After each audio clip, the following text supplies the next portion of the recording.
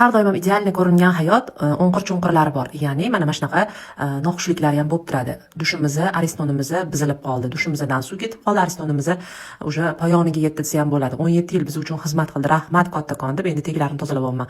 Albatta, spalnigimga dushovый kabina qo'ydirib bergandilar adamimizni to'ydan oldin va shu dush kabinamizni tegi teshilib qoldi, aristonimiz buzilib qoldi. Endi tegilarini tozalab aristonimizni va dushovый kabinamizni olib tashlashga qaror qildik spalnidan. Idealniy ko'rilgan hayot har doim ham idealniy bo'lavermaydi. Shuni ko'rsatib o'tib ketmoqchiman. Mana blogerlarda ham qiyinchiliklar bo'ladi. Prosta biz u narsalarni juda ham ko'p tariqa ko'rsatavermaymiz. Faqat yaxshiliklarni, sizlarga yaxshilik ilinish uchun yaxshiliklarni ko'proq ko'rsatamiz. Va bu kunga ham alhamdulillah deymiz.